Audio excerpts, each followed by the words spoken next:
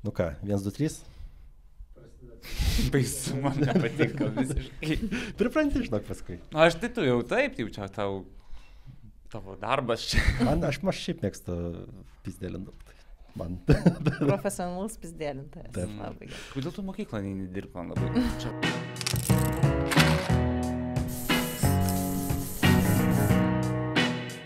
Bet tai čia vėl, koks skirtumas, ką jie žada, jeigu pati etato skaičiavimo sistema yra painiava. Taip, jie savo pažadą ištesės, bet jie galės taip skaičiai sumanipuliuoti, kad jie pažadą ištesės net faktiškai nepadidinami atlyginimų. Kas bus greičiau, ar mokytojas taps prestižinė profesija, ar lengvuosius narkotikus dekriminalizuos, ar partnerystė bus įteisinta? O čia jau geresnis klausimas. Kaip, išdėliokite laiko juostą šitos 3 įvykius. Šiaip kaip sekasi, sakai, streikuoti, sakyčiau, puikiai pačiai man savo, nes aš jaučiu, kodėl aš tai darau. Puikiai suprantu kažkaip tą visą pilietinį procesą, toks jausmas, bet tuo pačiu yra ganėtinai taip vieniša ir liūdna, tokia nusivylus truputį jaučiuosi. O antras žaidimas – gyvenimo įgūdžių programa, apie kurią mes šnekam jau nežinau kiek mėnesių, nors tai yra 1 mėnesinė pamoka, bet viešasis diskursas sukasi ir sukasi. Dar atsiranda visa kategorija tėvų, kurie dabar pradės aiškintis, ką jų vaikas 1 kartą per mėnesį išgirs per gyvenimo įgūdžių programą. O kad ten istorijos ar literatūros ar kitų dalykų programos yra skylėtos, kad nėra metodinės medžiagos normaliai parengtos, priemonių nėra, vadovėlių nėra, mes apie tai nekalbam.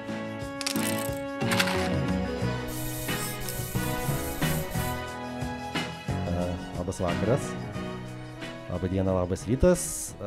Mes ir vėl filmuojam ChatGPB. Nebūtinai visi tikėjo, kad mes sugrįšim. Kažkas gal ir laukė, bet va ir sugrįžom.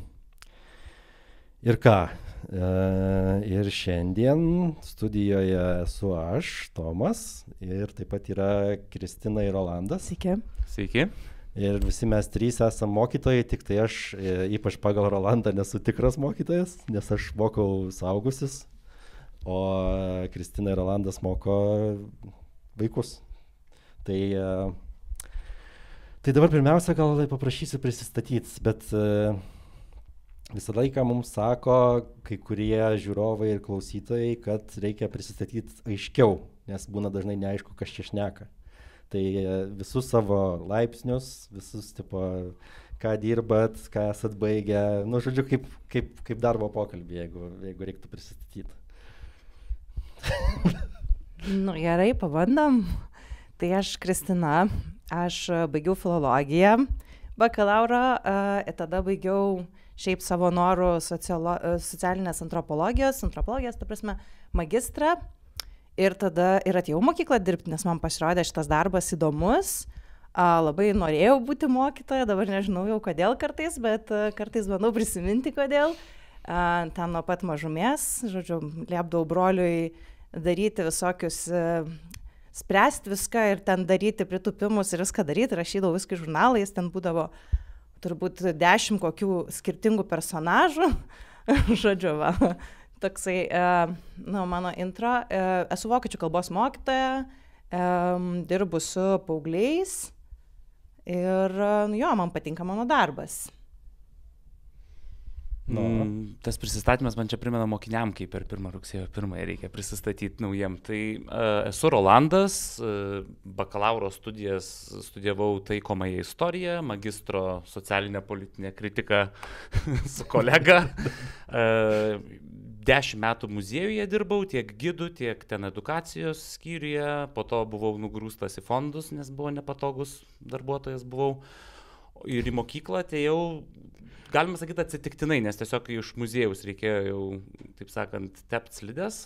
Tai mokykloje dirbu 5 metai, esu istorijos ir pilietinio ugdymo mokytojas ir dar papildomai pasibaigiau čia per ministerijos visokius projektus.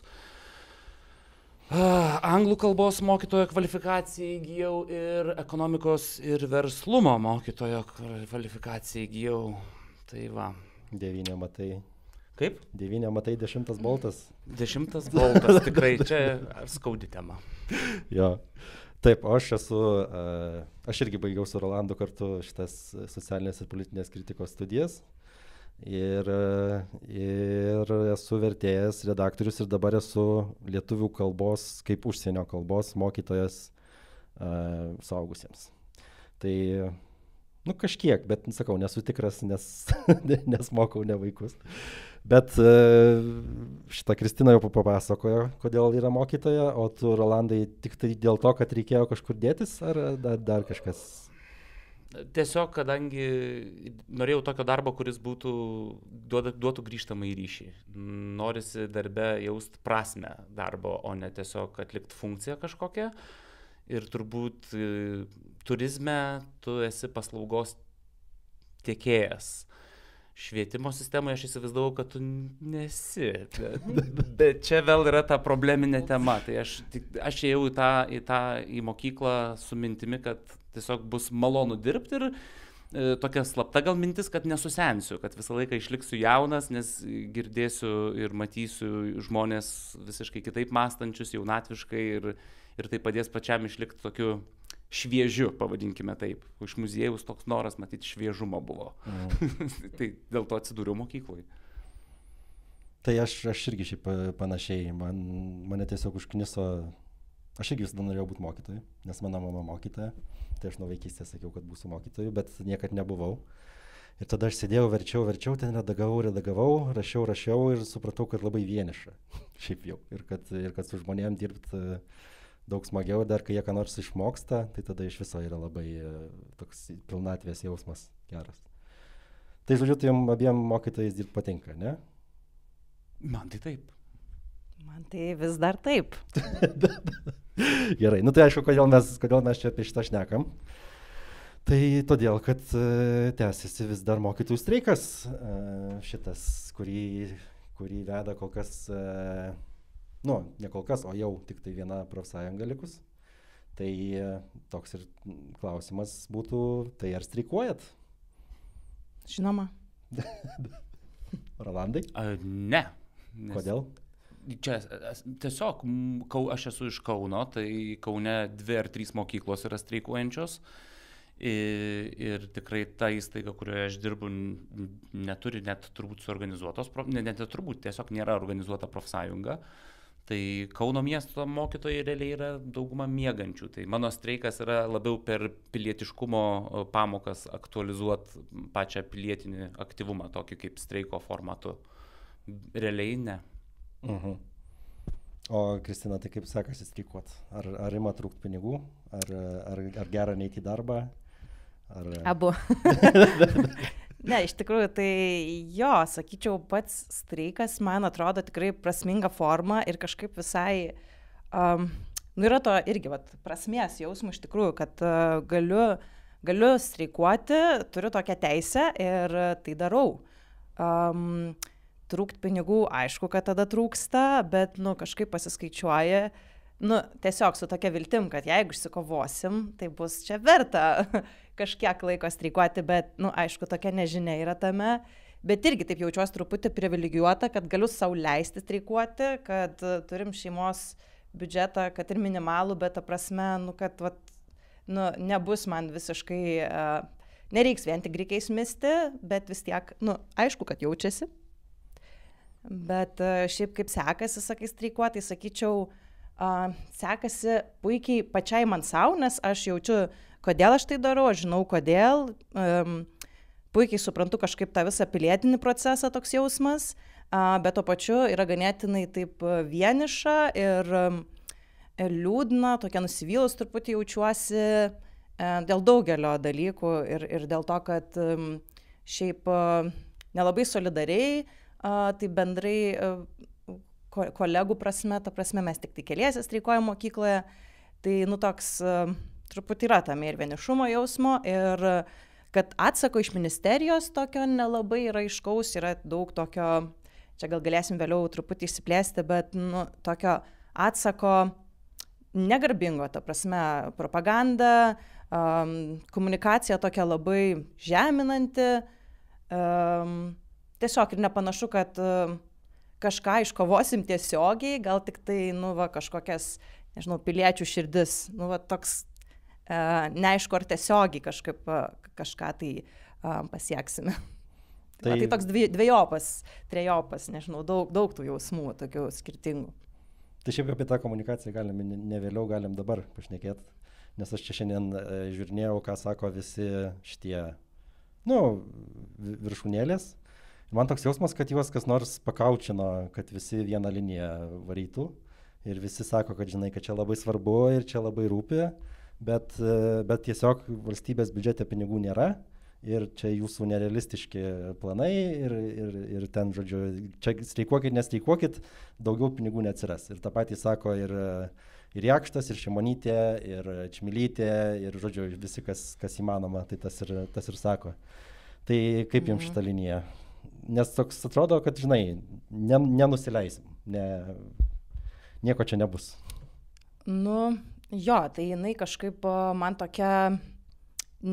ta pozicija atrodo netinkama deryboms tiesiog, nes derybos yra daug platesnis procesas, reikalavimų šiaip buvo ne apie, o 20, jų pagrindiniai yra 3, ir ne visi susiję su darbo užmokesčiu, aišku, kad ten atsiremia vis tiek į finansus, bet galų gale, ta prasme, tas skaičius yra kintantis ir mokytojai šiaip gal norėtų, kad ir konkretesnio tiesiog plano, kaip kelsim darbo užmokestį ilgalaikiai perspektyvoj. Tiesiog užtenka pažadų, tokių nekonkrečių, nepamatuojamų, kaip dabar vyksta ten, sakykime, kad 130% vidutinio darbo užmokesčio turėtų sudaryti mokytojų atlyginimas 24 metų sausio 1. Tai dabar panašu, kad tai nerealistiška yra. Ir irgi turbūt jau matėt viešo erdvėje, kai dabar komunikuoja ministerija, kiek vidutinė mokytojų dabar alga yra, kad tai yra 1400 ir mokytojai visose grupėse šneka, bet aišku ne visi tuose ratuose, kad mažai kas tokius pinigus yra matę realybėje, tai faktas, kad yra skaičiavimas kažkoks neteisingas. Galbūt tokius pinigus uždirba taip ten kelis dešimtmečius patirties turintys ekspertai, dirbantis ten 1,5 etato, bet tai nėra vidutinis mokytojas. Ir ten taip pat valstybės kontrolė, tai aukščiausia audito instancija ištyrė irgi nustatė, kad yra neteisingai skaičiuojamas darbo užmokestis vidutinis šiuo metu mokytojų. Tai tiesiog šitas faktas, pavyzdžiui, jis jau nėra iškomunikuotas, man atrodo, taip plačiai visuomeniai, tai labai lengva kalbėti, kažkokiais tokiais, kaip pasakyti, populistiniais terminais, kažkokiais kategoriškom frazėm, deklaruojant kažkokį rūpestį, bet jo nepagrindžiant savo veiksmais. Aš turiu pastebėjimą, čia iš ekonomikos, kai teko studijuoti, kad ekonomikos mokytojų galėčiau būti kvalifikacijoje, tai mums sakė, kad Lietuvoje egzistuoja 3 būdai, kaip skaičiuoti žmonės Lietuvoje gyvenančius prie skurdo ribos. 3 skirtingi skaičiavimo būdai, duodantis 3 skirtingus rezultatus. Tai jeigu galima žongliruoti skaičiais ir skaičiavimo metodiką, tai lygiai taip pat yra daroma ir su mokytojais ir jų atlyginimu.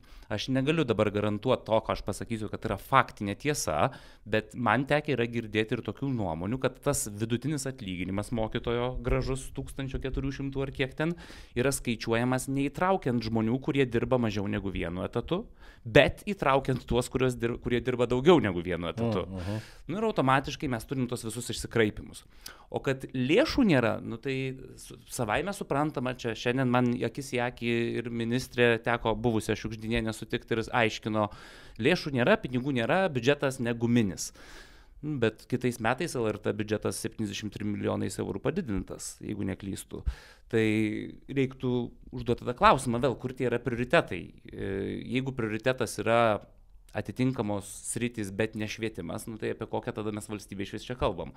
Tai nėra užsibrėžto pačio principinio tikslo.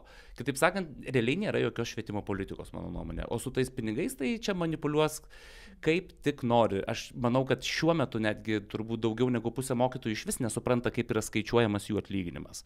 Tai kam tada turėti tokią sudėtingą atlyginimo skaičiavimo sistemą, kuri vadinasi etatinis mokytojų atlyginimas, Bet aš jos nesuprantu. Aš, pavyzdžiui, man, aišku, tikrai mano darbovietė daro pastangas, kad mums paaiškinti šitą dalyką. Bet man yra sudėtinga ją suprast ir aš jau atseit mokslus baigęs kažkokius, tai kitiem mokytojams turbūt iš vis tai yra ta tema, į kurią jie tiesiog nesigilina. Jie gauna lapelį, pasižiūri ir jie gyvena su faktu, kaip faktinė realybė. Aš nežinau, tu žinai, kaip tavo atlyginimas formuojamas?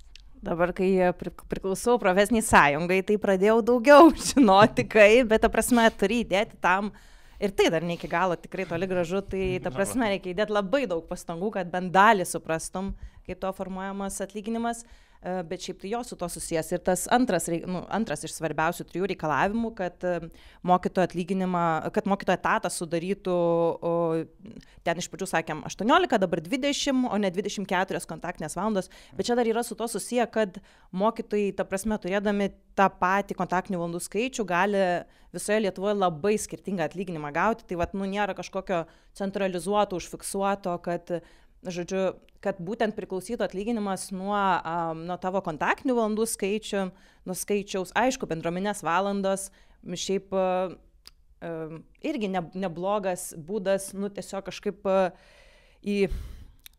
įdarbinti mokytojus, įveiklinti, jeigu jie turi dar pakankamai tenai, žodžiu, valandų laisvų ir kažkokio noro dar kažką daryti ir taip toliau. Bet kaip dabar vyksta, irgi nesakau, kad mūsų mokykla, nes, nežinau, pas mus tikrai paklausia, ką tu norėtum daryti, kokius darbus, bet kai kur ir daug kur tikrai yra tiesiog aklai duodamos tos bendruomeninės valandos, žodžiu, pagal pomėgį direktoriaus, čia šitam duos, šitam ne. Tarsi daug tokių neaiškumų, kai esmė yra taip, tada netolygus darbo užmokestis ir žiūrint per visą Lietuvą ir ta prasme tos pačios kvalifikacijos, tam pačiam mieste esančio mokytojo su tokia pačia patirtim, su panašiu koeficientu ir vis tiek skirtingai gaunasi. Taip, ir čia labai įdomus dalykas, gal tau teko susidurti, kad susitinka mokytojai iš skirtingų mokyklų ir jie pradeda kalbėti, jeigu pradeda Lietuvoje dar kalbėti apie atlyginimą, čia irgi tokia sunki tema, bet kai pradeda kalbėti, pradeda aiškintis, kad tikrai tie skaičiai yra skirtingi.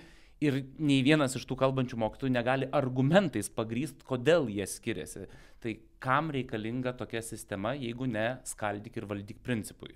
Tu sukuri tokią apmokestinimo sistemą, kur darbuotojas priklauso realiai nuo darbdavio, o darbdavys nuo švietimo skyriaus savivaldybės šiuo atveju, jeigu mokykla yra savivaldybei priklausanti.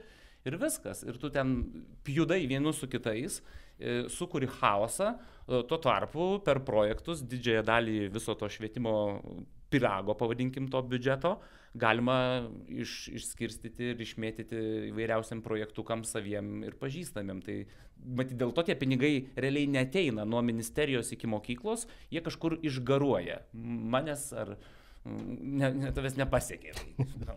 Taip, tai kai klausia apie finansus, iš tikrųjų įdomu yra ne tik tiek, kiek valstybės biudžete gali būti skirta, bet kiek ir apskritai peržiūrėti tuos vidinius resursus, kur kaip paskirstoma ir dabar panašu, kad ne tik mokytojai, bet jau ir visuomenė kažkaip kelia šitą klausimą ir vis reikalauja paaiškinti, tai gerai, suteikit to skaidrumo, bent parodykit, paaiškinkit, kur išleidžiami mūsų pinigai, mūsų mokesčių mokėtojų pinigai. Tai, man atrodo, čia labai legit reikalavimas ministerijai, kurio kažkaip dar neįgyvendino. Tai ministerija ignoruoja savo auditą. Man atrodo, valstybės auditas irgi šitą buvo jau akcentavęs, kad yra problema, kad nėra aišku, kaip tie pinigai keliauja iki mokyklos. Tai audito išvadoje yra kažkoks vienas sakinukas, man teko ten tokį skaityti žiniasklaidoje cituojama, bet ar kas nors kreipia dėmesį į tą valstybės audito išvadą? Ministras sakė vienoje laidoje, kad nežinau kodėl, bet jie negali užsakyti valstybinio audito. Labai mistiška kažkaip, negali. Labai gaila. Labai gaila. O jisai planuoja matematikos mokytojų būti jo? Jo, o dar buvo vienu metu atmokyti, labai gerai atsimenu, vienu metu trumpai buvo ministro pavaduojantis ministras, buvo Masiulis. Ir jis atėjęs iš karto... Tas pas Masiulis?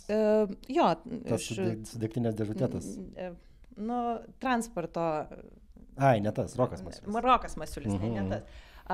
Žodžiu, Rokas Masiulis, jis buvo vienu metu labai trumpai atėjęs, bet ką jis pirmą padarė, jis užsakė auditą. Surprise, surprise, yra įmanoma. Aišku, gal jis ten kažkaip, kažkokiais, žodžiu, savais kanalais, bet faktas, kad jis užsakė ir kažkaip mokytojai labai gerai prisimena šitą faktelį, kad yra įmanoma ir kad ten buvo rasta dalykų Ir, nu, kažkaip po to ten jau Urban Legends, kas ten po to toliau vyko, bet faktas, kad, nu, nebuvo toliau tie duomenys kažkur, tai, nu, nieko su jais daroma nebuvo. O Tai man labai čia įdomu. baisu, man čia baisu, nes kai aš išgirdžiu Roką Masiulį, tai man reiktų prisiminti daugelį valstybinių įmonių, kurios buvo stumiamos į privatizaciją ir Rokas Masiulis buvo tų valstybinių įmonių vienoj arba kitaip prisidėjęs prie tų procesų. Tai ar nebus tas auditas, kurį jis ten planavo daryti, nebuvo vienas iš būdų, kaip dar kartą parodyti, kad pažiūrėkit, valstybinė švietimo sistema neveikia. Dėl to reikia, kad būtų galimybė ir turėti privačią švietimo sistemą, paraleliai egzistuojančią. Tai aš čia matau, jo interesas, tai tikrai netikiu, kad yra visuomeninio intereso vedamas jisai tai darė, nes, nu čia vėl, bet čia mano nuomonė. Galbūt ir ne, bet vis tiek rezultatai bet tai yra. Bet faktiškai įmanoma, jo, kad faktiškai įmanoma. Nu, jis toks buvo, jo, efektyvintojas, kur vis dar gerų žodžių, man atrodo, minimas, kaip čia, žinai, jis ten paimdavo tai labai, dabar valstybinę įmonę ir ją pusiau privatizuodamas padarydavo. Elektros tinklai labai gerai sutvarkyta Lietuvoje, dabar Klaipėdos uostas bus toj sutvarkytas irgi labai, geležinkeliai Lietuvos irgi bus, čia visur ta pati pavardė figūruoja, tai aš džiaugiuosi juo. Bet žiūrėkit, jūs čia taip šnekat, aš galvoju, kad aš tai vis tiek biškį nesuprantu kai kurių, man atrodo, esminių sąvokų. Ir tas yra, kad aš, pavyzdžiui, kaip, nu, ką žinau, nusimanau apie dalykus daugmaž, bet nežinau ten tų visų vidinių, žinai, ten, kas tas koeficientas, kas tos bendruomeninės, kas tos kontaktinės. Nu, tipo, ir tada aš, kai žiūriu, pavyzdžiui, žiniasklaidą, tai man dabar atrodo, kad sudarytas yra maždaug toks vaizdas. Mokytojai streikuoja, nori daugiau pinigų, valstybė pinigų neturi. Nu ir tipo aklavietė. Nė vieni nenori kažko šnekėtis. Koja dar draskas, ne? Nu toks vos ne, jo.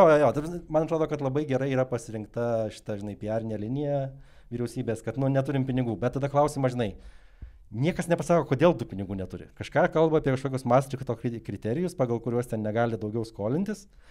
Nors taip pat rašo, kad dabar skola didėja. Kad dabar biudžeto deficitas bus 2,9% PVM, nors pernai buvo 4,9%. Tai tuos 2% lyg ir, nu, žodžiu.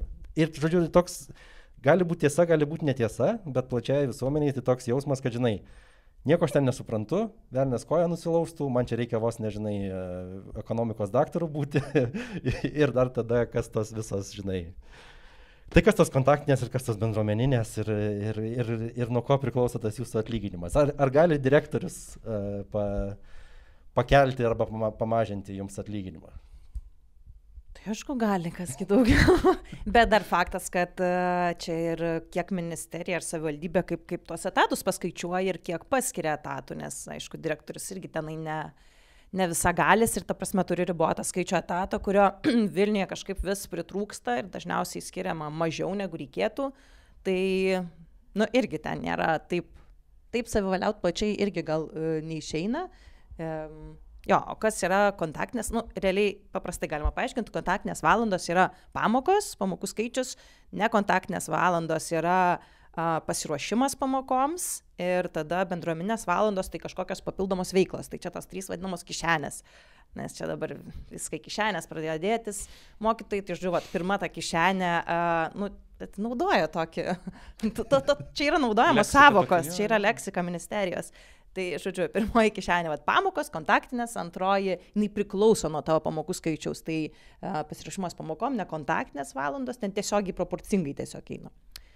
Ko šiaip irgi mažai, nes, sakau, dabar turbūt girdit, kaip mokytojai kalba, kad pasiruošimai vienai pamokai yra apie 10 minučių skiriama. Nuostabu. Čia su darbų taisymais, su pasiruošimais, tematiniais, ypač dabar su atnaujintu ugdymo turiniu, kur nėra vadovėlių, kur mokytojai papildomai turi ruoštis iš kažkokių rekomenduojamų metodinių priemonių ir taip toliau. Nu, tai čia yra... Tai ta kontaktinė su pasiruošimu yra 1:10? Ne, pamoka yra kontaktinė 45 minutės. O 10 minučių tu vienai pamokai pasiruošti turi 10 minučių laiko. Už tai tau yra apmokama. Tai reiškia, aš 10 minučių mokamai dirbu besiruošdamas vienai pamokai. Tai čia vos negalėtų būti streiko forma, žinai, pasiruoši per tas 10 minučių ir dėskai tai, ką pasiruoši. Arba ištaisai darbų, kiek spėjai, kitus. O kontrolinio darbo ištaisymui mes kiek turim? Minutę. man atrodo. Apmokestinta yra minutė, jeigu tu procentaliai. Bet vėl, suprantat, visi tie skaičiavimai, aišku, profesinės sąjungos dalinasi va tokiais įdomiais skaičiavimais, kur tu jau grinai pažiūri, kiek tavo konkretus darbas vertas. Bet yra sunku atlikti netgi tokius skaičiavimus, kai ta visa sistema yra tokia paini. Bet teoriškai taip, 10 minučių ruoštis pamokom man yra apmokama. Jeigu aš ruošiuosi pamokai daugiau negu 10 minučių, aš tai skiriu savo laisvą valią. Neapmokamai. O dabar klausimą, bet čia aš pakritikuosiu kaip ministerija, tave sakysiu, atnaujintoms programoms įdiegti buvo skirtos papildomos lėšos. Čia irgi labai įdomu, nes mokytojai kažkaip negavo papildomai prie atlyginimų, kiek dabar. Ministrė buvusi man sakė šiandien, kad buvo skirtos ir jeigu neskirtos, tai mokytojai turėtų kreiptis į savo įstaigų vadovus ir tada tie įstaigų vadovai turėtų kreiptis į ministeriją ir išsiaiškinti šitą dalyką, nes tai buvo skirta. Bet jau senai aiškinas ir kažkaip nepasikeitė. Aš negaliu šnekėti, bet šitoj vietoj man problema. Aš dirbu ne problema, man geriau ir aš geresnėse sąlygose. Aš dirbu ne savivaldybei priklausančioj ugdymo įstaigoje. Tai pas mus yra visai kitas steigėjas ir tai sąlygos visai kitokios. Ir aš tikrai žinau, kad mano atlyginime yra įskaičiuotas tas pasiruošimas darbui pagal atnaujintas ugdymo programas. Bet vėl, jeigu oficialiai standartiniai pamokai yra 10 minučių pasiruošta apmokama, tai pagalvokit, kiek ten bus apmokama pagal tas atnaujintas programas ruošiantis dirbti. Ar 10 minučių, gal 20 minučių, nežinau. Bet tai vis tiek mes turim suvokti, kad ir kiek tai bus daugiau faktų. Ką atnaujino tose programuose? Nes aš bandysiu, aš dabar Aš irgi nelabai tiesiogiai džiaugiuosi, kad nesusiduriu. Aš dabar bandysiu išsiaiškinti viską, kas man neaišku apie mokytojo darbą, nes man toks jausmas, kad niekas neaišku. Aš nežinau, ar jums patiems aišku, bet... Šita dalis aiški man labai. Aš daug kariavau su atnaujintom programom. Tu papasakok, nes... Bet tai kaip pasikeitė istorija ir kaip pasikeitė vokiečių kalba, nežinau, gal pagaliau... Tai vat, kad nelabai pasikeitė. Gal pagaliau išėmė tą dvigubą S raidę. Deja. Gerai, tai istorija prasidėjo 2019 metais. Tuo metu švietimo ministerija rengė gaires atnaujinti bendrasias ugdymo programas. Tos gairės tai buvo toksai, kaip galim sakyti, kryptis realiai arba projektas, kaip mes iš vis atnaujinsim jas. Bet čia bendrai visų dalykų, kaip atnaujinsim. Ir jau tuo metu aš atsimenu, kad aš Kaune atėjau pristatymą ir akademikai tarpusavį, jau švietimo akademikai edukologijos diskutavo ir kritikavo tą modelį gairių, kad yra einama prie kompetencijų ugdymo, o ne prie raštingumų. Nes buvo ten iš VDU, man atrodo, norinčių, kad būtų raštingumai, literacy anglų kalboj, ugdomi, o ne kompetencijos ir negebėjimai. Dėmesys būtų į žmogaus ekonominį raštingumą, istorinį raštingumą, ten kalbinį raštingumą ir taip toliau. Kas tas yra? Čia yra tiesiog edukologijos mokslo metodika, kokią prieigą, kokį approach tu pasiemi pačiam mokymo procesui ir ką tu stengiasi to pasiekti. Tai čia jau buvo diskusijos. Ir buvo pasirinktas kompetencijomis grįstas ugdymas, kas jau buvo problema, nes ten kai kur jau yra tai atgyvenęs modelis. Ir tada galiausiai buvo paskelbti konkursai, juos paskelbė Nacionalinė švietimo agentūra rengti tuos atnaujintas programas. Tie konkursai buvo labai įdomus, juos laimėjo ten aišku tas, kas aplikavo, jie pradėjo rengti tas programas, jas parengė, pradėjo projektais dalinosi rengimo eigoje su mokytojais.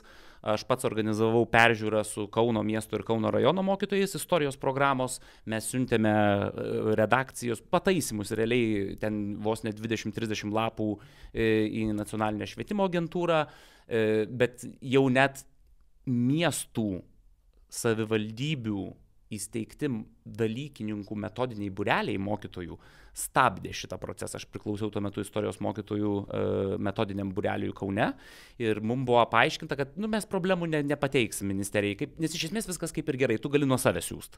Tai jau buvo tas spaudimas ir bandymas stabdyti kritikos kažkokios. O galiausiai tos programos buvo patvirtintos ir skylėtos visiškai ir dabar jau viskas, projektas pasibaigė, lėšos įsisavintos, pilnas skylių tose bent jau istorijos dalyko programui. Pavyzdžiui, kokių?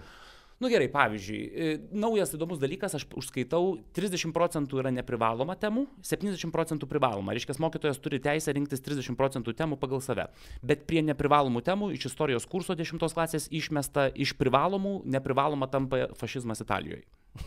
Nereik. Bet nacių Vokietija reik. Tai nežinau, kaip tu gali paaiškinti nacių Vokietiją be fašizmo Italijoje. Toks, ir mokytojų sudaroma sąlyga rinktis, tai tokiu būdu tarsi laiką tu gali taupyti, tu gali atsižvelgti į klasės poreikius galų gale ir taip toliau.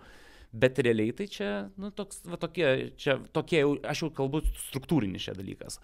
Apie klaidas, kurios ten yra, tai aš jau net nenoriu komentuoti, nes čia yra atskirai reiktų ką domina beje, Loreta Židelienė yra mokslų daktarė, kuri yra labai rimtai analizuojanti šitas klausimus, tiek su bendrom programom, tiek su tarpiniu egzaminu, ir jos, net kaip istorijos mokslų daktarės, realiai jos kritika rimtai neatsižvelgia nei nacionalinė švietimo agentūra, nei ministerija. Tai yra labai liūdna, kad taip yra. Tai čia. Bet čia su istorijos programa aš net nenoriu per daug detalizuoti, nes tikrai ten 2 metus laiko mes ten vargom su ją ir vis tiek viskas kiaura. O tai vokiečių kalboje kas pasikeitė? Ir vis dar reikia set. Nieko nepasikeitė, ta prasme. Taip, yra tas 70% privaloma, 30% neprivaloma visur. Bet, ką žinau, aš ir taip visada taip darydavau, žiūrėdavau, kas mano grupiai, tai privaloma, kur ten pagilinti žinias, kur ten greičiau prabėgti, ta prasme. Nežinau, kas man iš to, kad man leido ministerija, aš visada taip dariau. Aš nežinau, kur reikalinga šita detali ta informacija, ilgalaikį planą tu pasidarai ir kažkaip šiaip ar taip žiūri realybėj pagal poreikį. Tai, o šiaip jo reikėjo tiesiog perrašyti planus, kad būtų viskas kompetencija grįsta, tiesiog viena papildoma eilutė, bet realiai, tai užsienio kalbų mokymas visada yra grįstas kompetencijom kažkuria prasme, nes, mes negalim tiesiog savaime kalbos mokyti, mes mokom per kalbą kažkokius kitus dalykus. Tai ta prasme, realiai mums visiškai nieko nepasikeitė. Lituanistams, man atrodo, čia daugiau, nes ten keitėsi literatūros sąrašas. Man atrodo, iš viso daugiausiai stabdymo, atnaujinant programas, tai buvo būtent su lietuvių kalbos ir literatūros programa. Ten buvo batalijos milžiniškos vyko, nes ten autorių privalomų, neprivalomų sąrašas buvo modeliuojamas iš naujo ir taip toliau. Tai istorikai irgi daug, kažkaip supratau, turbūt istorikai ir lituanistai buvo tie, kurie ten daugiausia problemų sukėlė su tom atnaujinimu, mokytojai reikšdami nepasitenkinimą arba kritiką arba kažkokias tais pastabas, bet į jas ar buvo atsižvelgta? Ne, nes padarydavo susitikimą, Zoom susitikimą padaro su tais mokytojais, pakviečia vieną iš programų rengėjų pristatyti, jisai parodo skaidrės, pašneka pusę valandos, tada kas nori uždavinėja klausimus, į tuos klausimus ten net nesugeba didaktiniu kažkaip pagrindimu atsakyti, realiai atsakymai nėra niekaip pagrįsti pedagogikos principais ar kažkuo, tiesiog atsakymai yra tokia laisva forma. Ir tada nacionalinė švietimo agentūra pasidalina žinutę viešųjų ryšių, kad jau mes išdiskutavom su bendruomenė ir prašau, ir viskas, ir visi lieka ant ledo. Šakės, nes kiek mes irgi klausėm visokiose per profsąjungos susibūrimuose su ministru, kaip dėl atnaujintų programų, ir ypač istorikai klausė, lituanistai, ir visur ministras ir visa komanda jo labai entuziastingai sakydavo, kad čia viskas yra suderinta su bendruomenė, jie galėjo prisidėti, tai jau čia jau jų problema, kiek čia neprisidėta, kiek čia yra tų klaidų. Baisu čia yra tiesa ir čia yra baisiausia, sakau, kad net oficialiai, kai buvo bandyta siūsti protokolą, aš pats, pavyzdžiui, buvau Kauno miesto istorijos mokytojų metodiniam būrelį, parengiau ten 30 lapų protokolą, Wordo failą, ir prašiau, kad uždėtų antspaudą ir kad mes kaip nuo Kauno miesto istorijos mokytojų metodinio būrelio siūstume tą raštą iš karto nacionaliniai švietimo agentūrai, su siūlymais ką pakeisti ir pataisyti. Tai metodinis būrelio pirmininkė mokytoja, dėl kurios aš iš viso pamėgau istorijos mokslą, mano mokytoja buvusi vaikystėje, atsisakė tvirtinti tą protokolą taip ir man tada galiausiai surengė ten tokį balsavimą, kurio ten metu jie viduj nubalsavo, kad vienu balsu daugiau, kad vis dėlto nesiūsim, jeigu tu nori, tai tu, Rolandai, siūsk nuo savęs. tokį. Tai, aš nusinčiau, bet tai kas iš to. Tai va čia tas toks ir atsakymo jokio, kad konkrečiai papunkčiui, ką keisim, ko nekeisim ir kodėl nekeisim, nebuvo. Absoliučiai nebuvo. Nežinai, sakė, o gal jau tvirtinam tą programą, sakė, ne, Rolandas iš Kauno rašo, kad nėra patenkintas. Tai buvo daugiau kas rašė, buvo Lietuvos istorijos mokytojų asociacija rašė savo pasiūlymus, tai juos buvo iš dalies atsižvelgta ir buvo į programą įtraukta apie baltų istoriją, nes ten buvo kažkaip jinai ar išimta, ar jos per mažai, tai į dalį tokių pastabų atsižvelgė, bet vėl tas jų atsižvelgimas į pastabas yra selektyvus. Ir kas didžiausia problema šitoj vietoj, tai kad jie atlieka kažkokius pataisymus, bet jie bendro sisteminio požiūrio neturi. Ir kitas dalykas, tuos pataisymus jau dažnai vėliau, dabar ypatingai, kai jau projektas pasibaigęs, tuos pataisymus jau negali atlikti patys autoriai, nes nieks jiems atskirai už tai nesumokės, kaip aš įsivaizduoju. Tai viskas, o pati nacionalinė švietimo agentūra specialistų neturi, juk ten tiek dirba žmonių mažai, kabutėse, ministerijoje ir nacionalinėje švietimo agentūroje, kad jie viską perleidžia. Pas mus yra iš esmės švietimo sistema tapo verslu. Projektais grįstas verslas. Ir mokymas kompetencijom, o realiai tai o realiai projektais. O realiai projektais. Tai, bet tai čia nuo 2000, turbūt galim sakyti, gal 8 metų, kada jau mūsų ten toks buvo, koks ten ministras Steponavičius. Steponavičius buvo toks ministras, tai jisai ten tos krepšelius įvedė, taigi. Tai nuo tada jau mes matom neoliberalios ekonominės ideologijos nuleidimą į švietimo sistemą, kad švietimas yra paslauga, tą patį paraleliai daro su sveikatos sistema. Tai sveikatos sistema griaunama iš vidaus tam, kad kažkas uždirbs per privačią sveikatos apsaugos sistemą. Švietimo sistema lygiai ta pati problema yra, jinai yra leidžiama jai griūti iš vidaus ir paraleliai, pažiūrėkit, kokie verslai, kokia ten ta mokykla nuostabi, ten yra Karalienės Mortos. Fantastika Vilniuje, aš čia dabar svečiuojuosi, reikia pažiūrėti, kokia ten už 1 eurą tas sklypas miesto centre, neaišku kaip atsiradęs. Ir šiaip superinis verslas ten yra. Šiaip dabar gavosi taip, kad jeigu tu mokytojas nori uždirbti, tu eini dirbti korepetitorium. Ir tada tu gali turėti orų atlyginimą. Jeigu tu neini dirbti korepetitorium, tu iš esmės lieki tokiam, ne minimumas, bet jau arti to. Bet apie tą minimumą kalbant, tai Jakšto interviu skaičiau, kad sakė, kad sieks, kad visi mokytojai uždirbtų bent 1000 ir kad varijuotų nuo 1000 iki 2, kad dabar net nėra, pradedantis mokytojas gali negauti 1000 į rankas. Laisvai. Aš nežinau, nors palaukit. Aš gavau, kaip pradedantis mokytojas, aš pirmus metus gavau kažkokią tais kompensaciją ten. Wow. Taip, 100 eurų ten ar 200 eurų buvo per mėnesį. Nebuvau gavęs. Aš gavau dar šitą, aš patekau į tą traukinį, kur ten bandė priviliot. Ten buvo, kaip ir stipendijos, dabar tuos, kurie studijuos pedagogiką. Bet tai čia vėl, koks skirtumas, ką jie žada, jeigu pati etato skaičiavimo sistema yra painiava. Reiškia, visi tie pažadai yra tiesiog šakėmis ant vandens užrašyti. Reikia iš esmės keisti pačią tą apmokestinimo sistemą, padaryti aiškę ir konkrečią.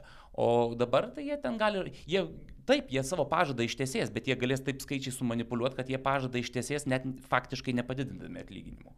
Nes ekonomika yra toks mokslas. Čia ne matematika, čia mokslas, kur gali pasirinkus kitą skaičiavimo metodą, gauni kitus ir rezultatus. Matematikoje, keičiant skaičiavimo metodą, turbūt rezultatas nesikeičia, aš kaip įsivaizduoju, jis turėtų likti tas pats, kad ir kokį tu skaičiavimo būdą pasirinksi. Ekonomikoje ne.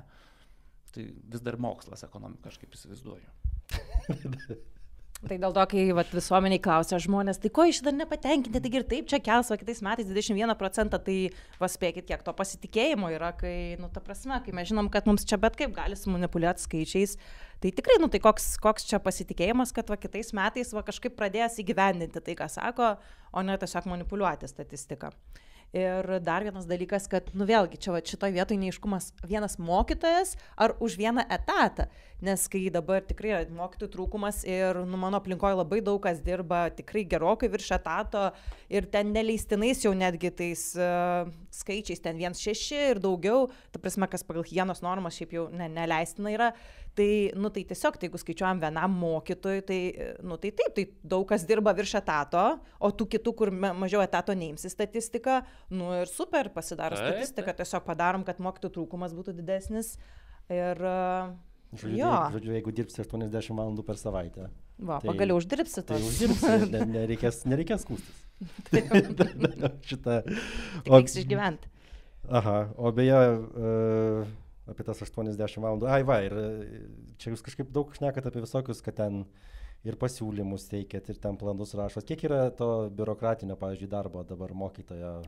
O čia tu atsakyk, nes aš žinau, kad tave kankina šitas dalykas labiau negu mane. Nes aš ne savivaldybės įstaigoje. Galvoju, gal čia Tomai? Ne.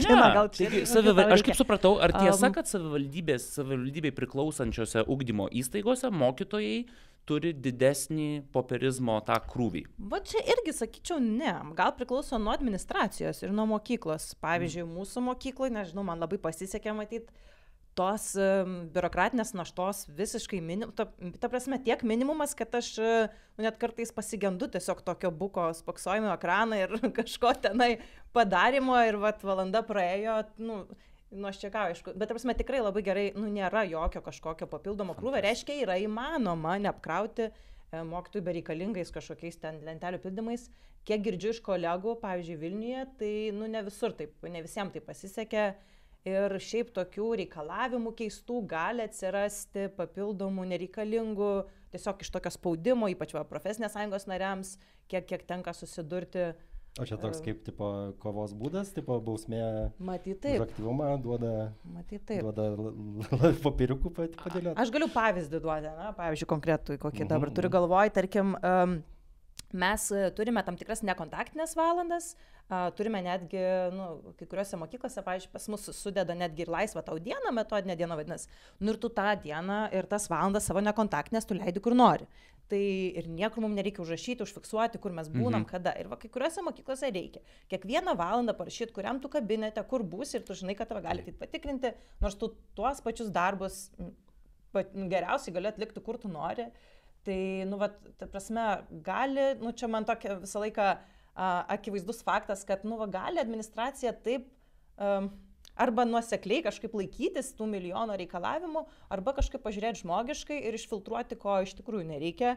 Ir, mūsų kažkaip administracija tikrai žmogiškai taip pasižiūri.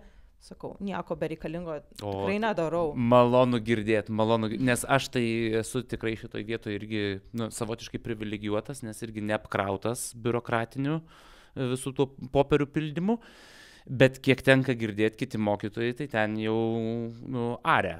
Ir aria tiek, kad ten tas darbas vos neprilygsta tam realiai kontaktiniam pamokų vedimui. Pas mane irgi, mano darbo vietoje aš neprivalau ir iš mūsų nėra reikalaujama bereikalingų popierių ir ataskaitų pildymo, bet kiek supratau, kas vyksta savivaldybėse, tai čia net ne mokyklos vadovybės, aš įsivaizduoju, problema. Čia yra dar įdomesnis modelis. Aš turiu tokį vaizdinį susiformavęs iš kitų mokytojų, kad jeigu viskas eina nuo viršaus. Yra ministerija, yra savivaldybės ir yra mokyklų administracija. Tai jeigu toje mokykloje yra arba labai stipri profesinė sąjunga, arba toje mokykloje kažkokia yra, kažkas ne taip, arba tos mokyklos vadovas neturi gerų ryšių su savivaldybė, tada savivaldybė pradeda reikalauti kažkokių tais statistinių duomenų ir taip toliau, tai yra vėl dokumentų. Ir tie reikalavimai ateina turbūt iš ministerijos atskirom savivaldybėm, matyt pagal politinį parankumą renkamasi, kurios savivaldybės bus apkrautos arba ne. Tada tos savivaldybių švietimo skyriai pagal vėl atitinkamą patinka, nepatinka, atitinkamom mokyklom ir jų vadovam meta tuos darbus. Na ir tada jau tų mokyklų vadovai tuos darbus atitinkamai meta mokytojam, kurie jau realiai ir rinks tą visą informaciją, tą visą datą apie tos švietimo procesus. Tai čia toks gaunasi grinai, matyt, vėl politinis sprendimas kažkoks vyksta. Atrodo labai arbitralu, Taip. Va čia yra, šita dalis čia yra jau grinai sisteminė problema, kad ta švietimo sistema padaryta taip, kad ir vėl ką man tenka girdėti iš mokytojų, kurie dirba kitose mokyklose, tai leksika kokia naudojama, kad direktoriams, jeigu kalbama su jais, tai tu nesusitvarkai su savo mokytojais. Tai, kaip mes galim, kas čia per nesąmonė, čia kaip mokytas nesusitvarko su vaikais, žinai, tada direktorius nesusitvarko su mokytojais. Taip, kažkoks nesusitvarkymas yra problema ir jeigu tu nesusitvarkai. Su kuo nesusitvarko? Nekyla klausimų. Čia irgi jie bandė su savim susitvarkyti, ministerija, čia buvusi ministrė, jos vienas iš tų siekių ir buvo, kad švietimo ministerija bandė susitvarkyti su nacionalinė švietimo agentūra. Ir su tom visom matyti ten eilė pristeigtų institucijų. Bet ministrės jau nebėra. Tai, kaip supratau, ir nepavyko. Jinai pati šiandien ministrė, man bent jau kitiem, kurie šalia stovėjo, jinai pasakė, aš uždaviau šitą klausimą, tai ar pavyko susitvarkyti išspręsti tą nacionalinę švietimo agentūros problemą. Nepavyko. O problema kokia? Per didelis administracinis aparatas? Taip, per didelis bet vėl, jie atliko pakeitimus tokius, kad pavyzdžiui prieš 3 savaitės aš dalyvavau vienam iš ten tokių susitikimų mokytojų, kur NŠA, nacionalinė švietimo agentūros atstovė, pasakė, kad mes jau esame tiesiog švietimą administruojanti institucija. Jie pakeitė statutą, tai iš esmės dabar NŠA yra švietimą administruojanti, bet neorganizuojanti. Tai iš vis tada gaunasi, kas jį ten organizuoja, tai ministerija priima politinį sprendimą, tada NŠA jau jie administruoja tą politinį sprendimą, o kai reikia atsakomybės, tai iš žmogaus, kuris administruoja, to atsakomybės neišsireikalausi. Iš ministrų, kurie yra steigiami kaip politinė galva, tu irgi atsakomybės neišsireikalausi. Kitaip tariant, visa švietimo kokybės atsakomybė tenka arba švietimo įstaigų vadovams, arba mokytojams. Viskas. Tas pats yra su ugdymosi rezultatais. Kas atsakingas, jeigu vaikai neišlaiko ten matematikos egzamino? Tai kas kalta? Ministerija, NŠA ar mokytojai? O gal vaikai? Ne. Vaikai tai iš viso čia yra aukos. Man vienintelis pastebėjimas, aš iki šiol nesuprantu, kodėl nesukyla didžiulė masė mokinių, gimnazistų, kuriem buvo pakeista ugdymo programa, vykstant ugdymo procesui, kurie neturi iki šiol vadovėlių, kur yra padaryti tarpiniai egzaminai, mes jau kitais metais pavasarį turėsim... Kaip ir 11. Taip, 11 klasės. Tai 11 klasė buvo ta pati geriausia, kur nereikėjo nieko daryti. Viskas, egzaminai, bus egzaminai. Progresyvi vyriausybė 11-okam įvedė egzaminus. Tai aš labai sveikinu. Čia yra didžiausias progresas, kuriuo aš sveikinu jaunąją kartą, kad jie turi tokią progresyvę šiuo metu vyriausybę ir jinai 11 klasės egzaminus. Ministrės žodžiais, buvusios ministrės, patikslinsiu, daugiau egzaminų, mažiau streso. Čia jos citata buvo, kad bus mažiau streso. Įvedus 11 klasės egzaminus, bus mažiau streso. Aš kadangi mokau suaugusius ir ten yra, nuo 18 iki 70 metų. Šiaip, kuo vyresnis žmogus, tuo jis labiau bijo kontrolinę. Ir to jam yra sunkiau, nes man atrodo, vaikai, studentai, jie pripratę, kad juos visą laiką gaudo. Tipo, čia jau, ir tada jie, ten parašė, neparašė, tipo, su jais. O pagyvenę, kur ten 30 metų jokio egzamino nelaikė. Sėdi ir ten, dievuliau, čia gal klaidą padariau, nežinau, aš čia nieko nemoku, tai čia jau tas, Tai, daugiau egzaminų, mažiau streso. Bet aš manau, kad tie vyresni žmonės taip reaguoja dėl to, kad jie atsimena egzaminus rimtus. Dabartiniai egzaminai yra, realiai kartelė yra mažinama. Ir čia yra vėl, mes imam tokį vakarų modelį, kaip vienos iš valstybių, iš kurios mes turbūt kopijuojam patį principą švietimo privatizacijos, kad jeigu nepatinka tau rezultatai valstybinių brandos egzaminų, tai tu tiesiog palengvini užduotis. Tas yra daroma su matematika, tas daroma yra su istorijos egzaminu, nes vėl mokslų daktarė ta Loreta Židelienė, jinai pasižiūrėjo tarpinių egzaminų bandomasias tas pilotinės užduotis. Tai atseit turėtų būti tikrinami aukštieji ir aukštesnieji gebėjimai, realiai aukštesnių gebėjimų iš vis netikrina egzaminas.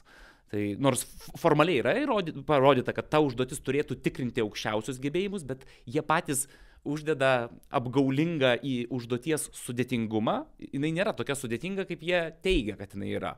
Ir tokiu būdu mes, ministerija gali parodyti, kad švietimo politika Lietuvoje yra pakankamai sėkminga, nes rezultatai neprastėja bent jau. Tai jeigu tokia praktika jau yra daroma su tarpiniu egzaminų užduotim 11 klasės, jeigu tokia praktika yra su matematikos, tenka girdėti, kad užduotimis, aš įsivaizduoju, kad daug kur kitur. Tiesiog labai... Bet tau gaila, kad daugiau vaikų išlaikys egzaminą? Man negaila, bet čia klausimas vėl, čia yra dangstoma švietimo politikos problema. Jeigu tai būtų daroma mokinių naudai, tai aš suprasčiau, bet tai nėra daroma jų naudai. Nei tai jų ateičiai pagerins šitą situaciją. Juk nėra svarbu, kiek mokinys iš tiesų gauna per tą egzaminą. Svarbu, ką jisai realiai, kokius jisai gebėjimus. Ar iš viso egzaminas yra valstybinis brandos egzaminas. Tai kas ta branda yra? Ką reiškia brandus žmogus, kuris išeina iš mokyklos? Ar jisai sugeba atsiminti datų kažkokį skaičių? Kur jau ten branda 18 metų? Bet teoriškai tai mes ruošiam brandai, o realiai tikriname faktinės žinias. Kažkokias primityves faktinės žinias ir kažkokius labai jau tokius, sakyčiau, iš savo pusės, tai tokius plius minus vidutinius gebėjimus. Ir šita kartelė yra leidžiama žemyn siekiant politinės naudos. Nesiekiant naudos mokiniam, kur aš tikrai sakyčiau, šaunu. Gerai, neapsunkinkim, neapkraukim, bet siekiant savo politinės naudos. Tai yra tendencija ir, man atrodo, jau daugelis mokytojų, kurie dirba mokykloje daugiau negu 20 metų, jie šitą tendenciją pastebi, kad yra tiesiog einama ta linkme. Aš nežinau, aš Rolandą į ministrus. Jo, tikrai. Tada tai būtų. Šitą gal iš tikrųjų pertraukėlę biškį. Nes čia tokia labai gera gaida.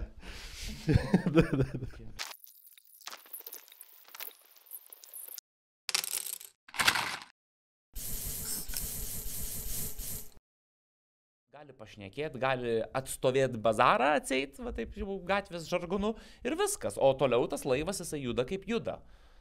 Nes ten žmonės nesikeičia. Man įdomu sužinot būtų, kiek ten, kokia rotacija, tarkim, tų darbuotojų ministerijoje ir nacionalinėje švietimo agentūroje, kiek ten realiai, ir aš kalbu ne apie pačius direktorius, tiek ministerijos ten ministrą arba NŠA direktorę, aš kalbu apie skyrių vadovus. Tų skyrių, kurie jau turi funkcijas aiškias, ir jas turėtų atlikti. Man atrodo, ten žmonės sėdi daugiau negu po 10 metų. Ir daugiau negu po 15 metų, daugiau negu po 20 metų savo kėdėje.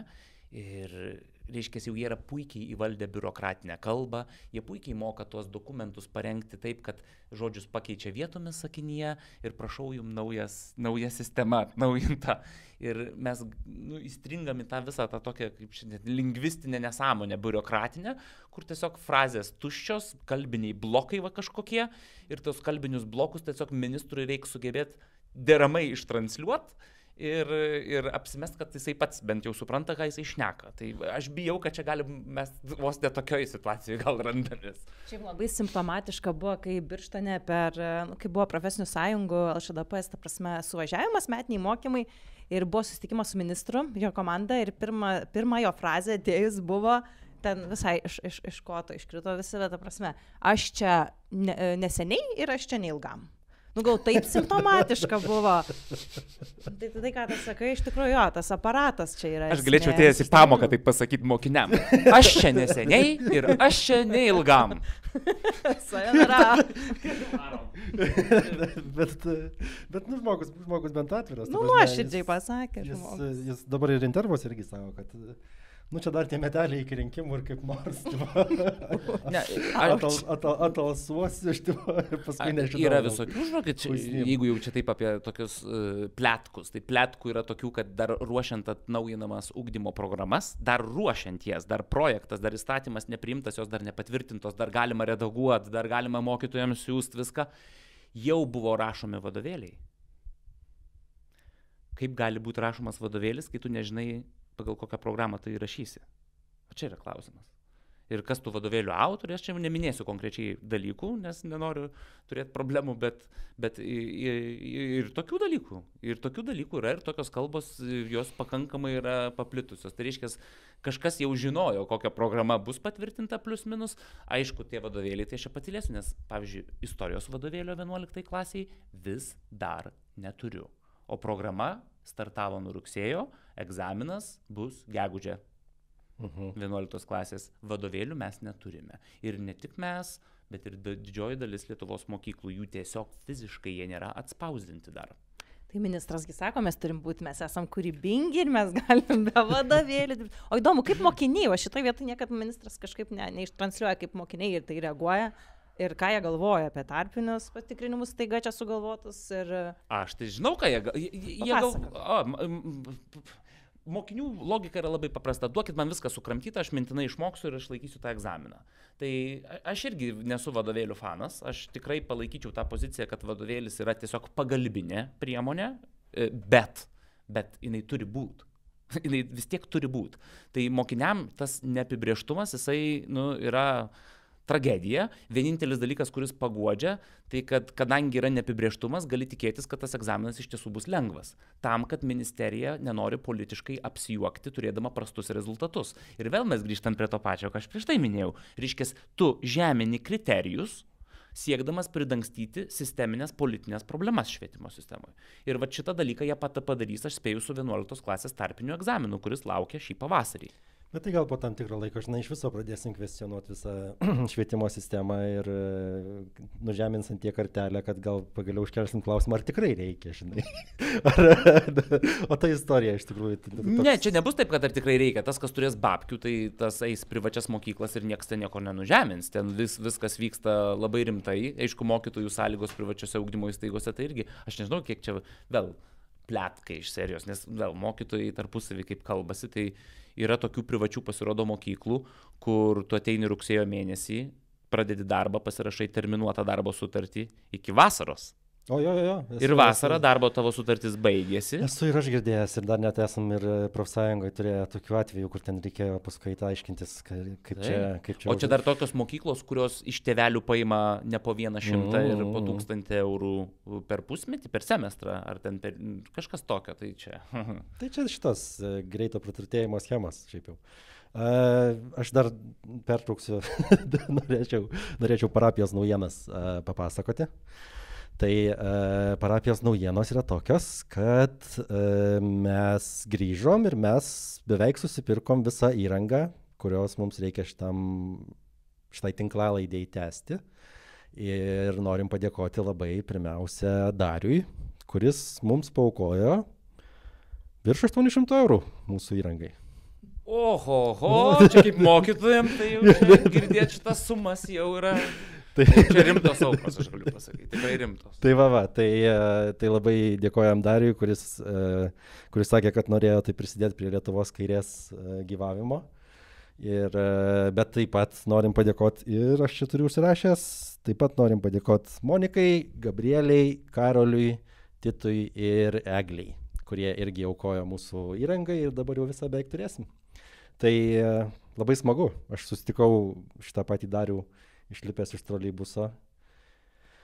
Ir jis sakė, tai tu čia iš GPB. Sakiau, jo, sako, aš jums pinigų pervedžiau. Sakau, kiek? Nu, sako, virš 800. Ir aš toks, ką?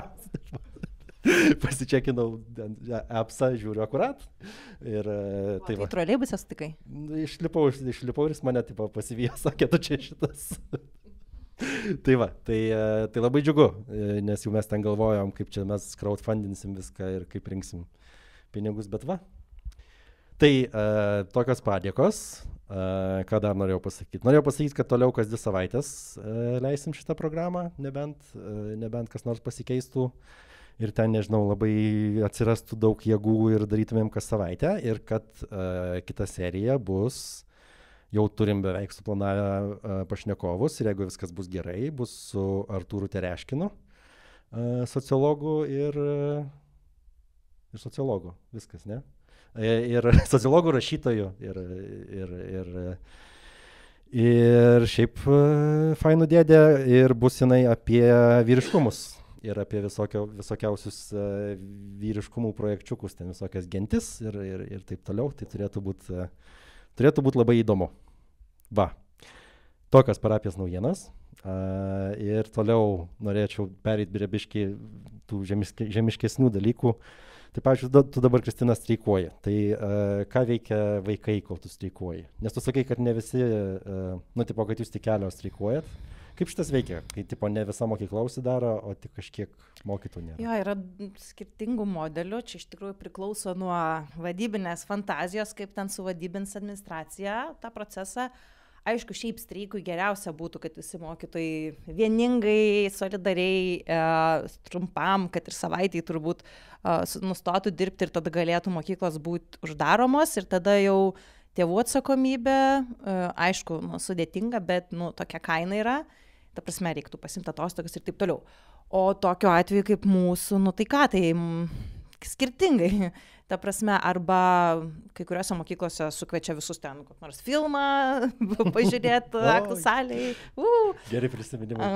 Arba tiesiog nebūna pamokos, arba jie pasėdi klasiai vieni, arba jiem liepia išeiti, kad nesimatytų, nežinau, prie valgyklos ar kažkur kitur.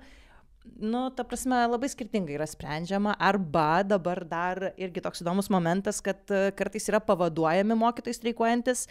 Ir va čia įdomus klausimas ir profesinė sąjunga bandys, tarpsme, LŠDPS bandys kelti tokį klausimą, ar čia pagal darbo kodeksą, ar galima pavaduoti, ar negalima pavaduoti mokytojų, nes ten tokia ginčytina sąlyga yra, kad negalima priimti kito žmogaus į streikuojančią darbo vietą ir kaip va šitoj vietoj traktuoti, ta prasme, taip nepriima kito žmogaus iš gatvės, bet priima, ta prasme, tavo darbą perleidžia kitam mokytojui ir už tai apmoka.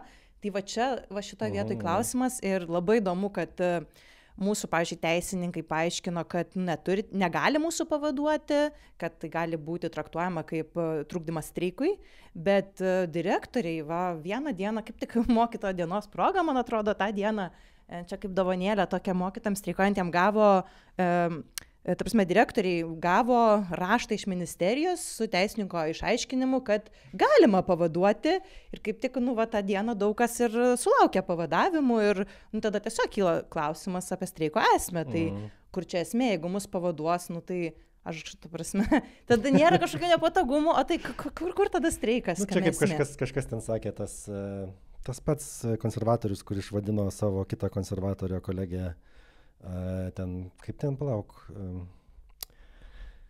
buvo, kad ten pažiūrėk į savo algalapį ir ten kažkokiais ten bolševikiniais broileriais ir komuniagom. Jo. Tai jisai sakė, kad geriausia būtų, jeigu streikuotų mokytojai vasarą. Ta prasme, kad būtų ir streikas išpildytas, ir mokiniai laimingi, kad visi būtų laimingi. Žodžiu, kad nedirbtų, žinai, ten kitų kokių nors darbų. Super, labai efektyvus būtų streikas. Tai va, bet tada... Šiaip mokiniai laimingi būna, kai jiems nebūna pamokos.